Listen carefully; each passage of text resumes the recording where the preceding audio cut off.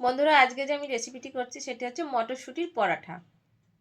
আমি মটরশুঁটিগুলো থেকে খোসা ছাড়িয়ে নিয়েছি। এবার এটাকে ভালো করে আমি চটকাবো। বলছি কি, যেহেতু এই মটরশুঁটিগুলো নতুন, সেই জন্য হাত দিয়ে চটকিয়ে দেখলাম যে ওটা ভালো করে চটকানো হচ্ছে না। তাই মিক্সিতে একটু পেঁয়াজ আর লঙ্কা দিয়ে আমি মিক্সিতে এখন পেস্ট করবো। পেস্ট করার পরে দেখলাম যে একটু নরম হয়ে আছে, সেই জন্য আমি একটু চালের গুঁড়ো মেশাচ্ছি। কেননা যখন আমি বেলবো একটু শক্ত না হলে তো পরোটাটা বেশ হবে না। এর মধ্যে এবার একটু লবণ দেব, হলুদ দিলেও দেওয়া যায়, এরও দরকার নেই। লবণটা দিয়ে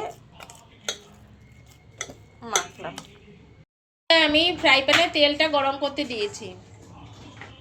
এবার আমি ময়দার গোলাগুলোকে গোল করে এবার এর মধ্যে আমি সাইডে রাখা আমি এই পুরগুলো এখন ভরবো, ভরে এবার বেলবো।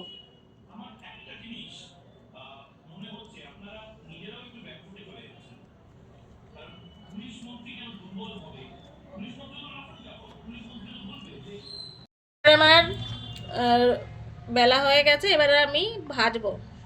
আমি ফ্রাই করছিলাম।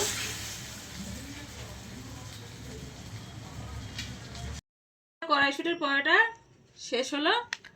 এবার গরম গরম পরিবেশন করব। এটাই রাত্রেবেলা ডিনার হিসেবে খেয়ে ঘুমিয়ে পড়বো।